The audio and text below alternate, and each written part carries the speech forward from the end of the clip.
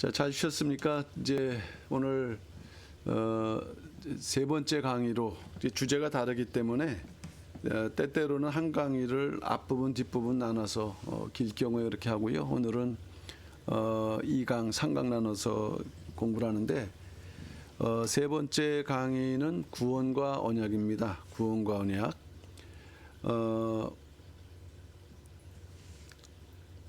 결국 핵심은 이제 구속사와 언약이라는 관계를 설명하고 그다음에 5권의 주제가 이 영원한 언약이거든요. 영원한 언약의 약속. 그렇다면은 이 언약을 우리가 영원한 언약이라고 하고 또 영원한 언약의 약속이라고 할 때 그 세부적인 내용들이 어떤 것이 있는가 하는 내용이 되겠습니다. 자, 그러면 서론을 잠깐 말씀드리면요. 이 구속사라는 거, 창조 공부했습니다. 그러니까 존귀한 존재로 하나님께서 창조하셨고, 그러나 인간이 하나님 말씀을 온전히 지키지 못함으로 타락했지만, 그러나 구원하시겠다. 구속사, 구원의 역사죠. 자, 그런데 구원의 완성 때까지 구원의 역사가 시대마다 달라지는데, 이 시대를 이어주는 구원 역사를 이루어주는 고리가 바로 언약이라는 것이에요. 그러니까 역사상 성경을 해석하는 많은 학자들이 있는데요. 그 어떤 그 관점에서 성경을 해석하느냐라는 것에 따라 성경의 결론은 너무 달라집니다. 자, 그러나 아무리 성경을 읽어봐도 성경을 관통하는 그 주제는 바로 언약이라는 것. 그 언약을 이해할 때 우리는 초림, 그러니까 그 전에 이제 인간의 그 창조와 타락 그리고 초림 재림의 그 모든 구속 경륜을 올바로 우리는 이해할 수 있는 것이죠. 인간이 타락한 것을 2장에서 공부를 했는데 그 상태를 어떻게 설명하고 있냐면은 동산 나무 사이에 숨었다 그랬어요. 두려움인 거죠. 우리가 경외라고 할 때도 두려움이지만 이거는 신령한 두려움인데 반해서 이거는 죄악된 두려움입니다. 내가 어디 있느냐? 아니, 전지전능하신 하나님께서 인간이 어디 숨은 줄 몰라서 물어보셨을까요? 그것은 처소성. 그 아담이 천한 신앙의 현주소하고 마음의 처소성을 이제 물어보시고 늘 강조하지만은 언약적 관점에서 볼 때, 언약에서 관계에서 볼 때는 야, 이전에는 그 네가 언약적인 그런 관계였는데 지금 이제 그 언약이 깨진 다음에는 나와 너는 어떤 관계이냐, 그것을 묻고 있는 말씀입니다. 그런데 버려두지 아니하시고 그걸 물으셨다라는 거, 그것은 회개, 또 회개 이후에 다시 구원의 회복, 더 나아가 완성을 향하시는 하나님의 계획이 여기에 담겨져 있다는 말씀이 되겠습니다. 그러면 오늘 그것을 이제 살펴보도록 하는데요. 자, 첫 번째 대지로 여자의 후손의 약속입니다. 그것의 그 첫 번째 약속이 아까 말씀드렸습니다마는 창세기 3장 15절. 그래서 창세기 3장 15절이 대단히 중요해요. 이후로 나오는 은혜 언약, 그 다음에 이전에 구속 언약, 고리죠. 이 언약을 출발해서 이렇게 영원한 언약으로 나아가는 그 첫 번째 여자의 후손의 약속. 여자의 후손에 대한 약속은 타락한 사람에게 구원의 길을 보이신다 그랬습니다. 창세기 3장 15절. 어떤 식으로 구원의 길을 보이시는가? 내가 너로 여자와 원수가 되게 하고 너의 후손도 여자의 후손과 원수게 되하리니. 자, 여자의 후손이라 했습니다. 여자의 후손. 여기도 물론 등장하지만 내 머리를 상하게 할 것이요 너는 그의 발꿈치를 상하게 할 것이니라. 여자의 후손을 등장시키시는데, 자, 여자의 후손, 여자 누굽니까? 후손은 말하면 예수 그리스도는 우리가 이제 이미 알고 있어요. 그런데 이 여자 예수 그리스도께서 어떻게 오셨는가? 요셉 법적으로는 요셉의 아들이지만 실질적으로는 그 동정녀 마리아를 통해서 성령으로 잉태되셨거든요. 그러니까 남자가 없으신 분이에요. 성령으로. 실제로 마리아, 여자는 마리아를 상징하는 거죠. 예수 그리스도께서 마리아를 통해서 오신다는 것, 예언. 그대로 성취가 됐고요. 이분이 오셔서 그 뱀의 발꿈치를 상하게 한다고 할 때, 그 사단 뱀이 그 발꿈치를 상하게 한다고 할 때, 이것은 예수 그리스도의 십자가에 못 박히실 것을 말씀하고 있는 거죠. 발꿈치를 상하게 한다. 그에 비해서 여자의 후손은 이 머리를 상하게 한다 했습니다. 머리. 그러면 둘이 이렇게 이제 예를 들어서 싸운다고 할 때, 그러면 발꿈치를 상하는 그 데미지하고 머리를 이렇게 다치는 데미지하고 어느 게 큽니까? 이 머리가 다치면 사람은 그냥 뭐 생명이 유지한다 할지라도 바보가 되는 거 아니겠어요? 발꿈치는 뭐 좀 걷는데 좀 불편할 뿐인 거예요. 이거는 하나님 예수 그리스도의 완전한 승리, 박멸을 통한 완전한 승리를 말씀하고 있는 것입니다.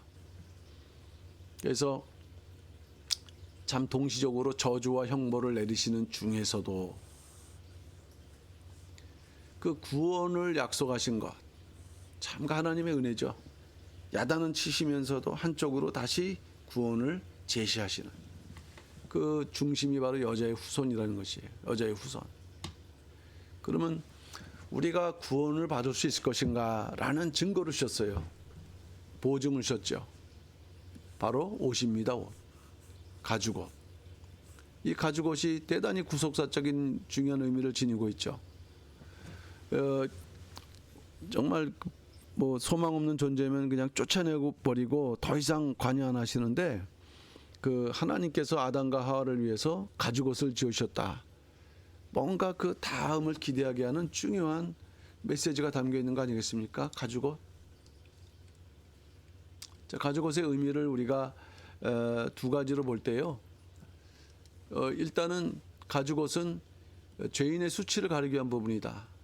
인간이 범죄함으로 부끄러움을 느끼게 됐고, 그 부끄러움을 느끼면서 옷을 가렸는데, 몸을 가렸는데 그 나무잎으로 가렸다. 근데 그 나무잎이라는 거는 햇빛에 의해서 그 수분이 이제 말라가면 금방 시들어 버리고 말라가는 거 아니겠어요? 가릴 수가 없다는 것입니다. 그리고 부분을 가리는 옷이었어요. 하고로. 이 히브리어가 다릅니다. 케토네트. 이건 부분이다. 부분. 그리고 부분도 온전하지 않다. 그러한 인간에게 하나님께서 입혀주셨다. 가죽옷. 케토네트. 이 옷은 위에서 무릎까지 거의 몸 전체를 그 가림으로 인해서 그 부끄러움을 완벽하게 가려주시는 그 은혜를 우리는 발견할 수 있고요. 그리고 이 가죽옷은 나뭇잎으로 만든 옷과 달리 이 가죽옷은 오래 지속이 된다. 예. 자, 그러면 이 가죽옷의 의미는 무엇인가? 자, 이 가죽옷은 뭐 저절로 만든 게 아니라 이 가죽옷을 만들기 위해서는요, 어떠한 그 짐승을 잡아 희생을 해야 돼요. 그래서 그 가죽을 벗기고 그 옷을 입힌 거 아니겠습니까? 그러면은 희생이 있다라는 거죠. 거저 옷을 입는 게 아닙니다. 이거는 무엇을 말할까요? 예수 그리스도의 십자가. 그러니까 타락한 그 사람의 죄와 수치를 가리기 위해서 그 예수 그리스도의 십자가가 오시고 앞으로 있게 될 것이고, 또 이것이 우리의 그 모든 죄를 그 대속하실 것이라는 영원한 대속 제물의 희생이 되실 거라는 그 예표를 주고 있습니다. 그러니까 벌써 이 창세기 3장에는요, 뭔가 원시복음, 그 다음에 예수 그리스도의 구속 십자가가 이미 이게 그려져 있는 아주 중요한 부분이고, 이게 바로 구속사의 진정한 출발점이 되는 거예요. 여자 후손의 약속. 그리고 이것이 최초의 언약이 된다는 말씀이 되겠어요. 가죽옷은 죄인을 향한 하나님의 절대보호의 옷이라 했습니다. 저주받은 땅에서 나오는 가시에도 찔리지 않는다, 상하지 않는다. 이것은 타락한 인간들을 완전히 버리지 않으시겠다는 증표. 타락한 인간들을 타락했음에도 불구하고, 그래서 그 행위는 에덴 동산에서 쫓아내지 않았습니까?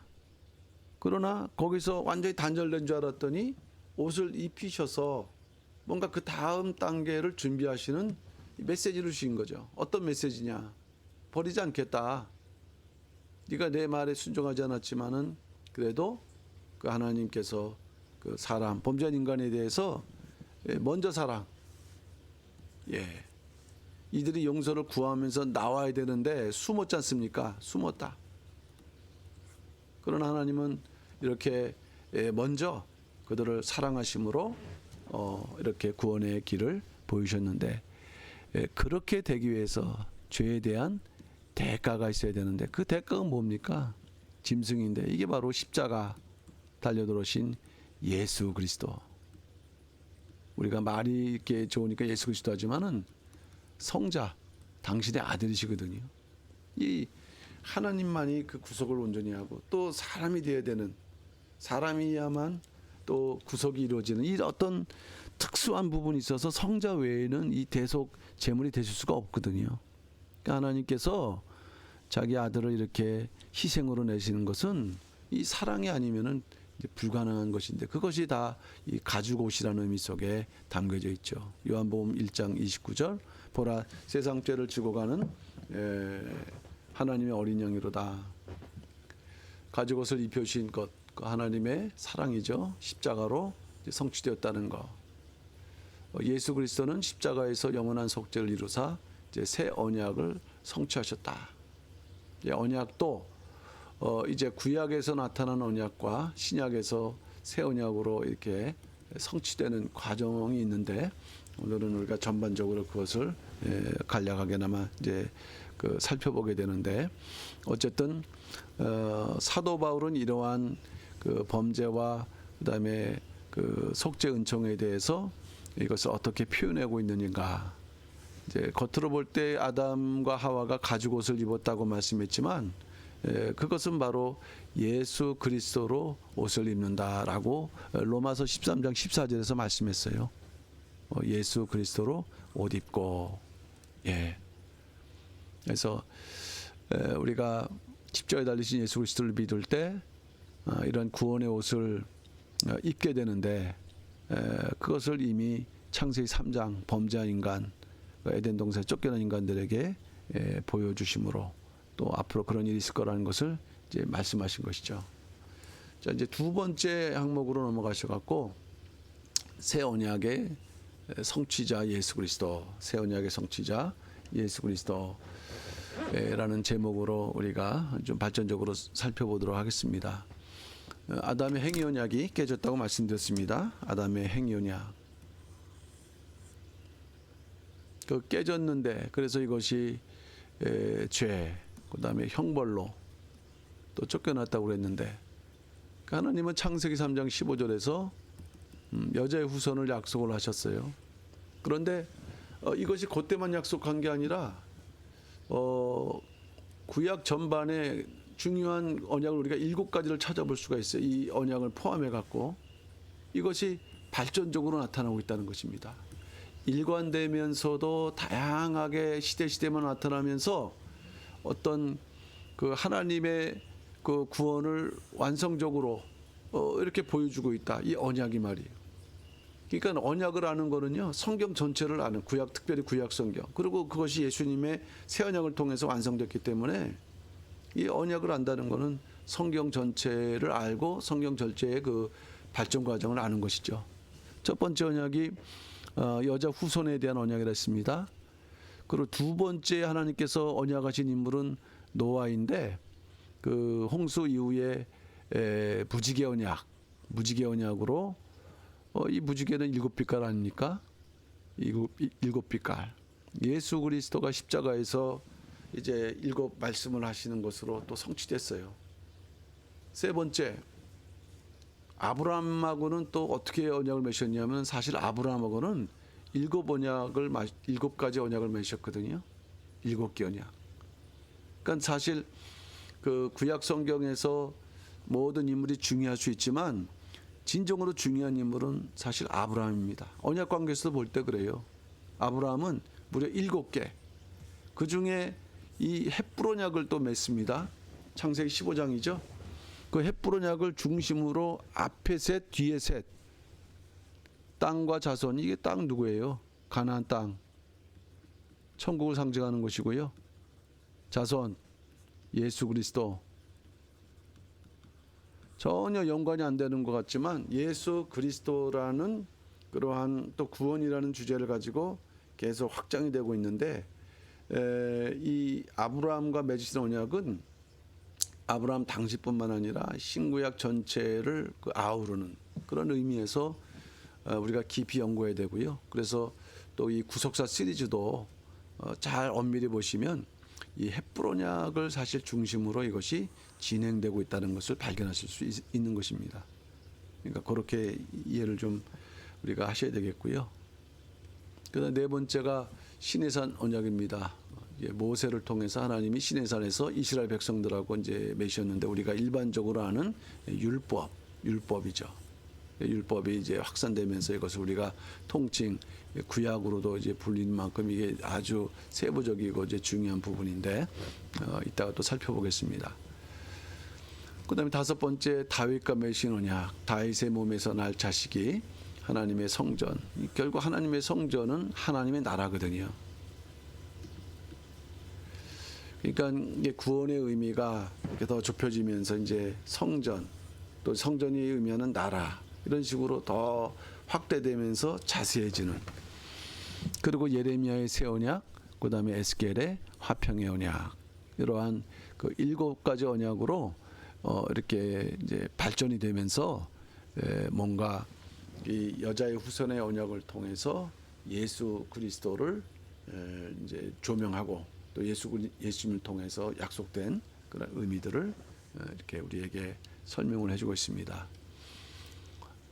모든 언약의 핵심 내용, 7가지 언약을 일단 말씀드렸는데요. 모든 언약의 핵심 내용, 하나님께서 그 다음에 언약을 맺은 백성들, 사람들을 자기 백성으로 삼는다. 그리고 하나님은 그들의 하나님이 되시겠다. 이 내용. 이것만 보시면 안 되고 지금 왜 언약이 나왔는가? 은혜 언약인데 왜 언약이 나왔는가? 아담의 범죄. 더 이상 용서를 받을 수 없는 죄인된 인간들이거든요. 그런데 이 언약을 맺게 되면은 이제 백성이 다시 되는 거죠. 그리고 하나님이 된다라는 그 약속. 그러니까 우리가 그러는 거 아니겠어요? 약속. 그 약속을 믿느냐 믿지 않느냐. 그러니까 믿으면 그 약속을 믿는 것이고 그 믿지 않는 거 그것은 신앙이 아니라는 거예요. 그래서 새 언약의 중보 예수 그리스도, 새 언약 이제 최종적으로 완성된 새 언약의 중보이신 예수 그리스도 안에서 우리가 구원받는다는 것은 결국 뭐냐? 하나님의 언약 백성이 된다는 것이다. 언약 백성. 근데 그저 예수 믿고 이렇게 구원받는다라는 게 단순한 신앙 지식을 가지고서는 절대로 이 하나님의 구원의 원리를 이해할 수 없습니다. 그래서 우리가 말씀을 좀 깊이 살펴보면서 이런 하나님의 그 구원의 뜻을 올바로 헤아리고 우리에게 제시하시는 그 약속을 우리가 지켜나가는 그게 바로 성도의 모습이고 그게 하나님 언약 백성이죠.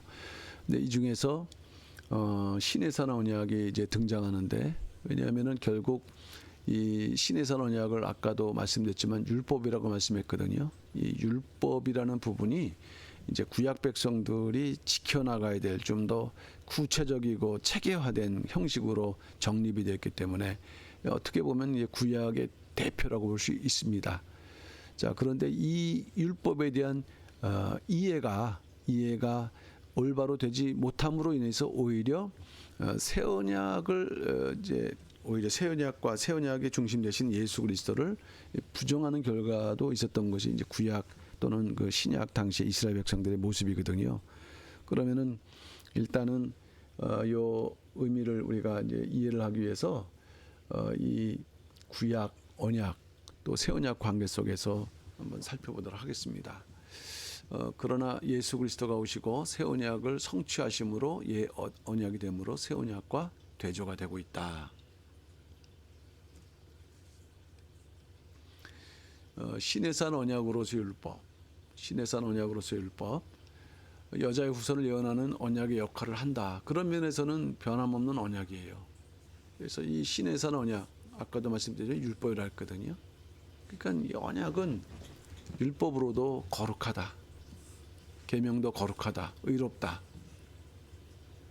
그리고 본래 율법 자체는 예수 그리스도를 예표하는 것이기 때문에 사실은 역할과 위치가 다를 뿐이지 한 맥락에서 같은 역할을 하고 있는 거예요.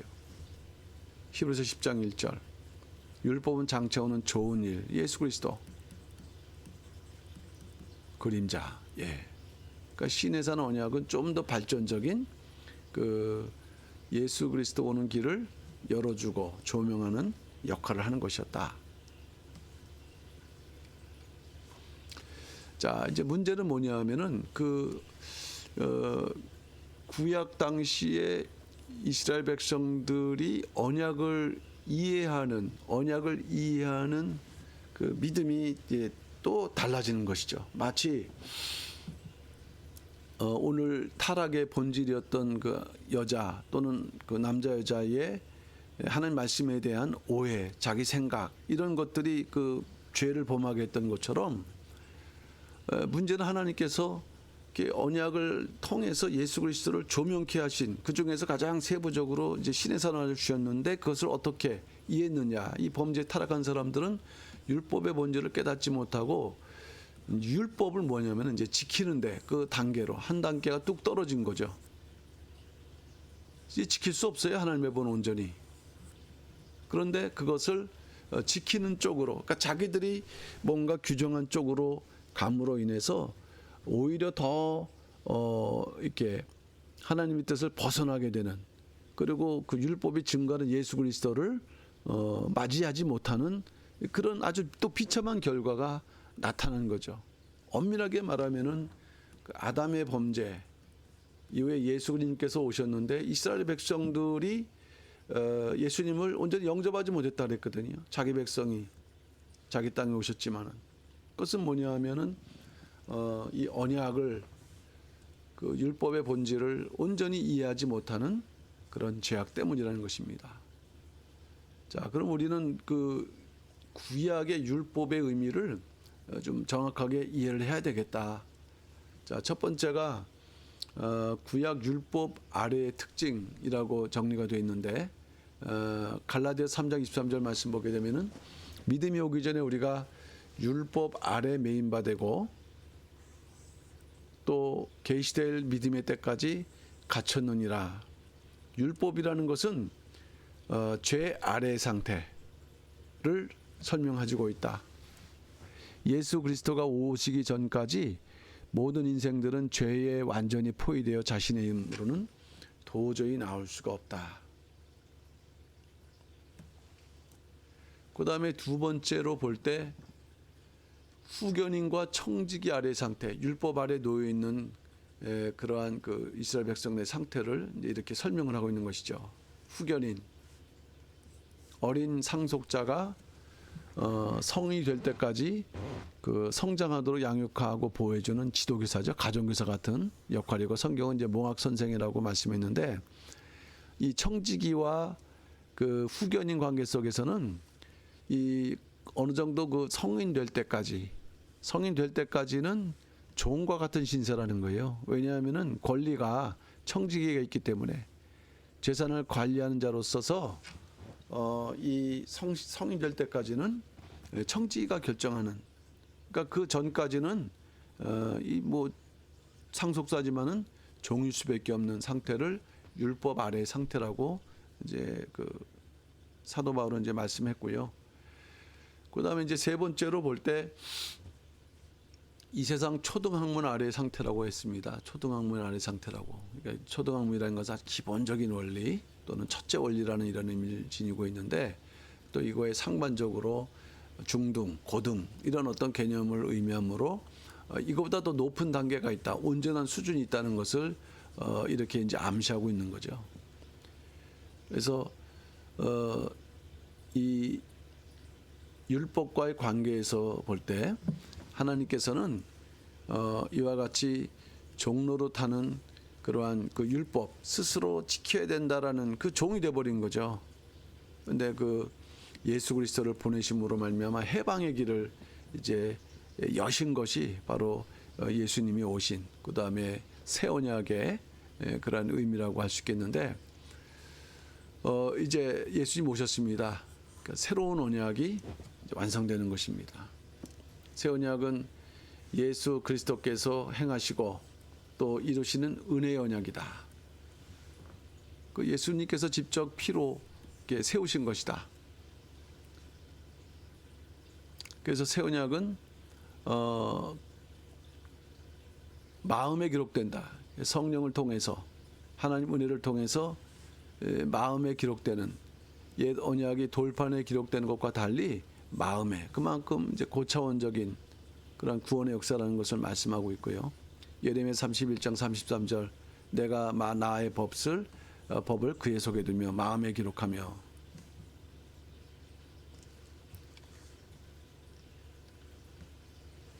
이것은 어떻게 성취가 되었냐면은 예수님께서 말씀을 가르치심으로 그 백성들의 마음에 새기시고 예레미야의 그 새 언약을 그대로 이제 성취를 하셨는데, 이처럼 그 예수님께서 그 시대마다 특별히 이제 모세 그 신해선 언약을 이렇게 성취시키신 것을 이제 그대로 보여주고 있고, 그것을 구체적으로 예언한 것이 또 예레미야죠. 그러니까 결국에는 그 시대마다 그 언약된 것이 새 언약에서 최종적으로 완성되는데, 미리 그것이 또 그 언약 그 과정 속에서 예언되어 있었다. 그것을 갈라디 3장 17절에서는 이렇게 말씀하고 있죠. 내가 이것을 말하노니 하나님의 미리 정하신 언약을 430년 후에 생긴 율법이 없이 하지 못하여. 이게 무슨 말씀이냐면은, 여기서 430년이라고 할 때 어떤 기간일까요? 이 기간은 사실은 여기도 기록되어 있습니다만은 그 1876년 야곱이 70 가족을 이끌고서 애굽에 들어간 시기고요. 이것은 창세기 15장 13절 성취예요. 아브라함의 그 성취. 그리고 430년 뒤가 BC 1446년이죠. 이것은 바로 출애굽, 또 역시 창세기 15장의 예언의 성취예요. 그 기간이 430년이라는 말씀이거든요.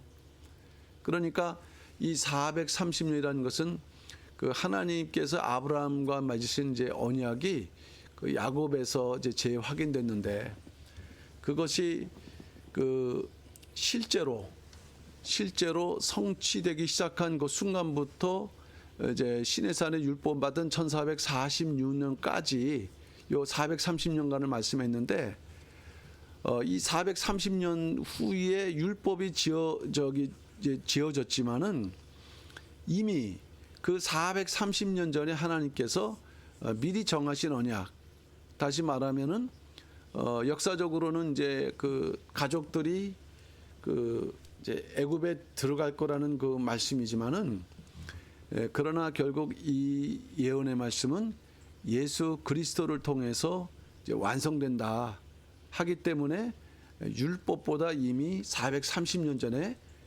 언급되었다라는 것을 이제 이렇게 말씀하고 있는 것입니다. 그러니까는 그 당시에 그 율법을 그저 지키면 된다, 율법이 최고다라는 그 율법주의에 머물러 있는 백성들에게 그게 아니다. 본래 언약은 율법도 언약이지만 예수 그리스도를 증거하는 데 있는 것이다라는 것을 지금 이제 사도 바울은 그 갈라디아서를 통해서 이제 강론하고 있는 말씀이 되겠죠. 그래서 이 새 언약은 예수님의 그 새 언약은 영원하고 율법에 비해서 완전하다.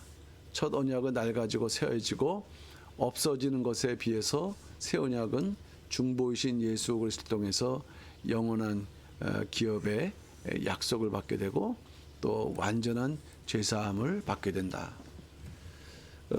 옛 언약의 율법 이것은 사실 그 자체는 완전하지만 용도가 달랐던 거예요. 그 자체를 죄를 깨닫게 하는 죄를 사는 방법이 아니라 죄를 깨닫게 해서 누구를 바라보게 합니까? 예수 그리스도를 바라보게 한다. 그러니까 뭐 이제까지 말씀을 잠깐 다시 한번 정리하면은 시대마다 언약이 발전하면서 결국 예수 그리스도를 증거하게 됐는데 이 신의 산 언약에 대한 이스라엘 백성들 율법에 대한 자기식의 오해로 말미암아 오히려 그 이 결론을 부정하는 그 일에 대한 것을 말씀하고 있고 진정한 새 언약은 이 예수 그리스도를 통해서 성취한다 이것을 말씀하고 있는 거죠. 로마 3장 20절 율법은 죄를 깨달음이니라. 새 언약은 죄를 새 언약은 죄악을 사하시고 다시는 그 죄를 기억하지 않는다. 예레미야 31장 34절 내가 그들의 죄를 사하고 다시는 그 죄를 기억지 아니하리라. 예수님의 십자가 피만이 우리의 모든 죄를 완전히 사하고 모든 저주에서 우리를 해방한다. 갈라디 3장 13절 말씀이죠. 그리스도께서 우리를 위하여 저주를 받으사 율법의 저주에서 우리를 속량하셨으니. 속량, 노예 상태, 죄 여전히 이런 은혜를 받음에도 불구하고 은혜 언약 속에서 사실 진행됨에도 불구하고 따져보면요 신의 산 언약도 은혜 언약 중에 하나일 뿐인 거죠. 근데 스스로 노예 상태에 떨어져서 있는 그들을 이렇게 구출하고 해방하시는 그러한 축복. 이것이 전체적으로 보게 되면 이제 여자의 후손에 대한 부분인 거고 또 이제 두 번째 좀 자세히 보게 되면은 발전하는 과정 속에서 신의 산 언약 율법에 대한 오해에 있는 그런 자들에게 이렇게 다시 이제 온전한 구원의 그 의미, 구속의 은혜를 이렇게 말씀하고 있는 것입니다. 갈라디 4장 4절 5절 때가 참에 하나님이 그 아들을 보내서 여자에게서 나게 하시고 율법 아래 나게 하신 것은 율법 아래 있는 자들. 그러니까 얼마나 어리석습니까? 율법 아래 있는 자들. 하나님은 그저 은혜를 통해서 순종하며 구원의 그러한 길을 열으셨는데 스스로 자기를 얽어매는 자들을 그래도 그들을 갖다가 속량하시기 위해서 이 말씀 예수를 이제 증거하시는 것입니다. 예수께서 십자가에서 모든 죄를 담당하시고 보배의 은피로써 그 타락한 인간에 대한 구속 사역을 완성하셨어요. 십자가에서. 그래서 모든 언약들은 예수 그리스도 안에서 온전히 성취된 것이다. 그러니까 여자의 후손 예수 그리스도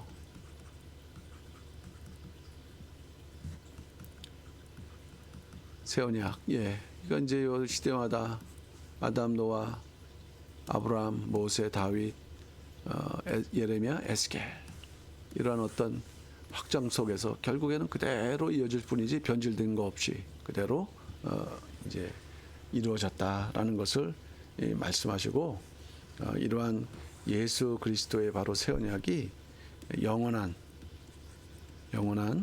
언약이다.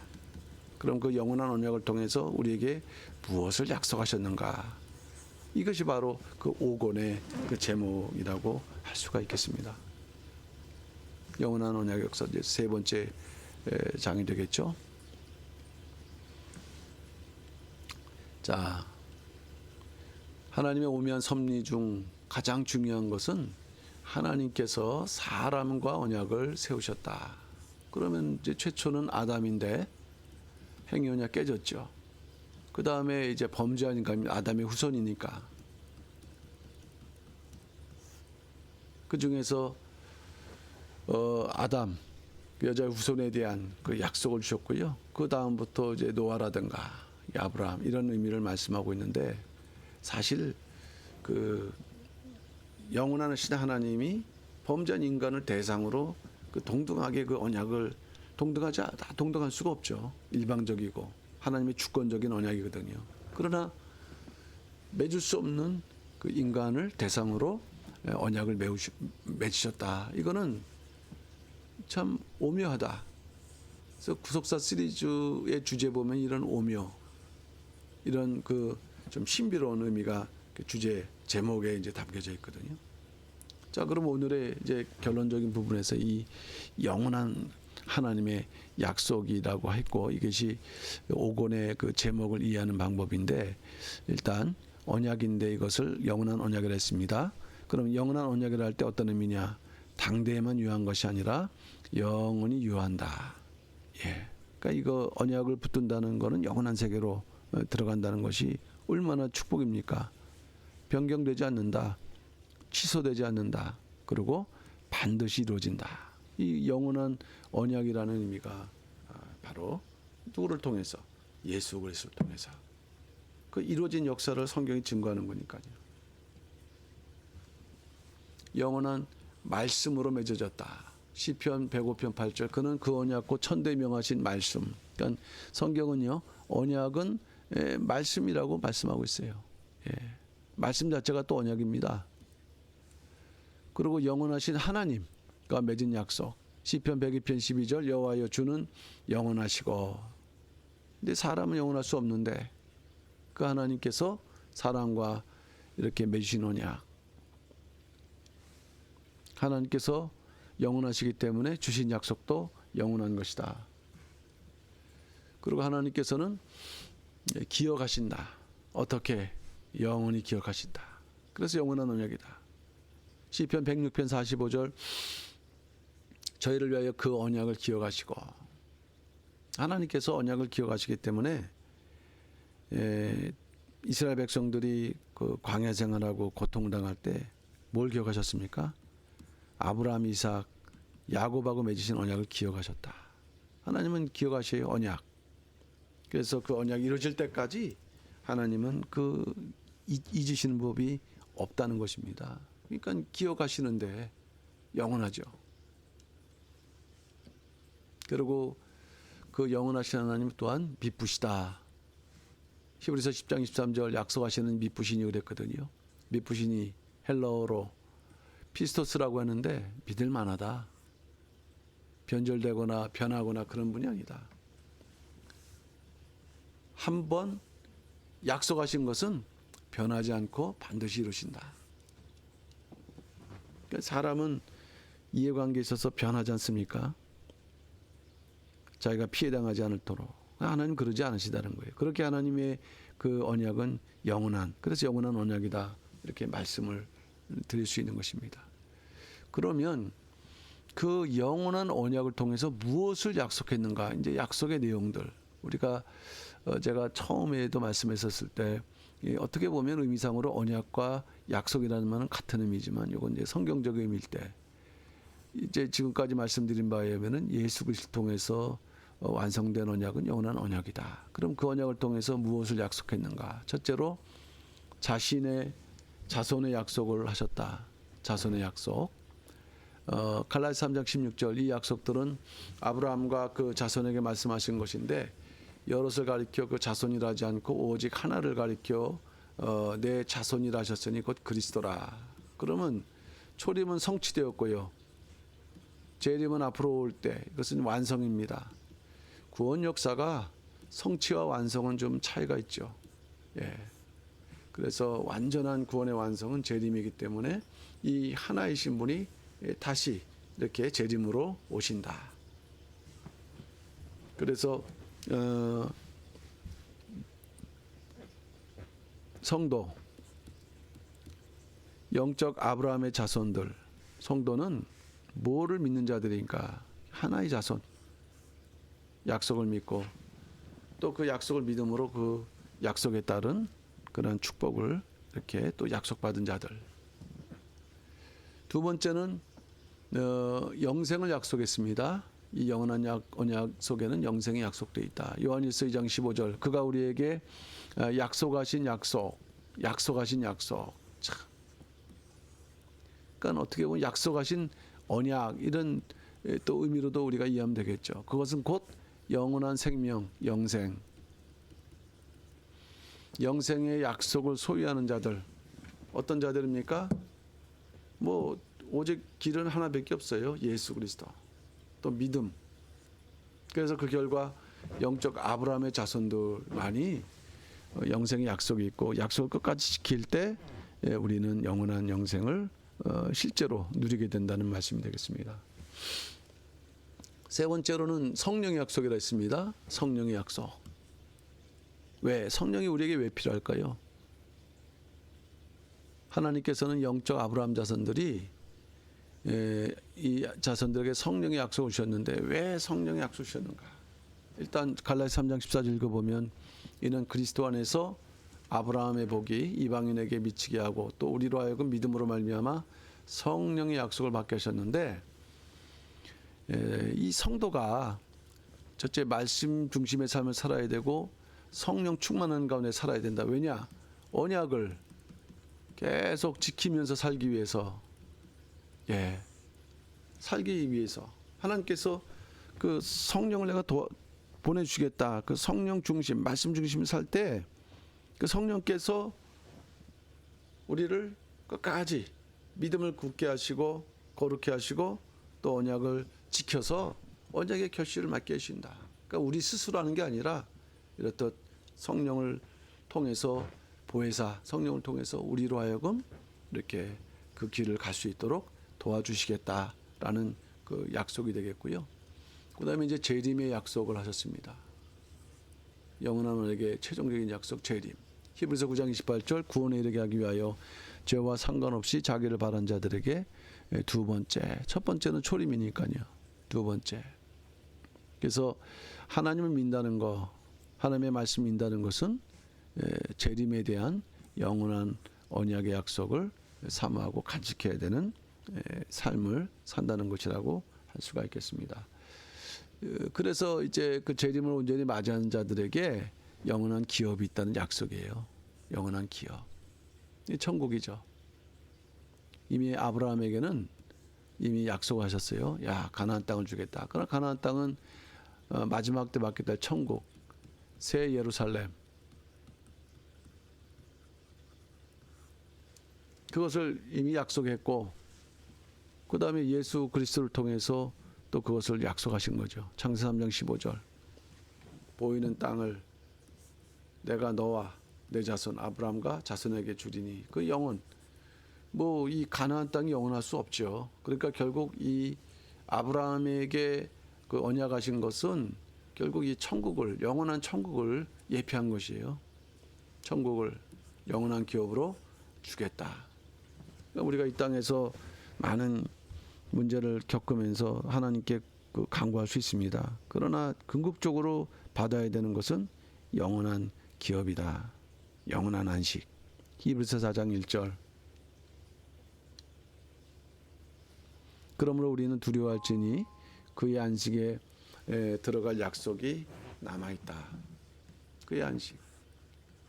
영원한 기업에 들어가는 상태를 이 히브리 기자는 안식이라고 그랬거든요. 안식.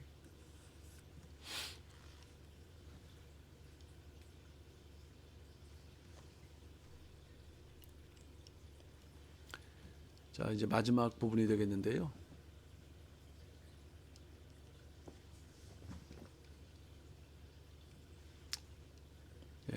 두 페이지 남았는데 영원한 기업이라고 할 때 신약적으로는 이걸 유업이라고 하죠. 클레로노미아, 유업. 썩지 않고 더럽지 않고 쇠하지 않는 것. 그러니까 결국에는 새 하늘과 새 땅, 새 예루살렘 대한 약속. 그래서 어쨌든 이 영원한 언약의 약속은 이 5권의 제목이라 했습니다. 영원한 언약의 약속. 여자의 후손으로 예수 그리스도가 오신다는 약속. 그리고 결국 그 예수님의 초림뿐만 아니라 재림으로 성취된다는 약속. 그러니까 성경을 관통하는 내용은 이거예요. 이제 그것을 설명하기 위해서 시대마다 언약으로 하나님께서 그것을 이제 이루어 오셨다는 것이죠. 그러니까 우리가 성경을 이해한다고 할 때 이 아주 중심에 관통하고 있는 이 구속사 중심에 관통하고 있는 이 언약의 흐름. 그 중심에 예수 그리스도가 있구나. 그러면 이제 예수 그리스도가 그 구속사에서 약속대로 오실 건데 그 약속대로 오신 것을 우리가 이제 알 수 있도록 우리에게 하나님께서 또한 성경에 말씀하신 것이 있습니다. 그게 뭐냐? 그게 바로 족보입니다. 족보.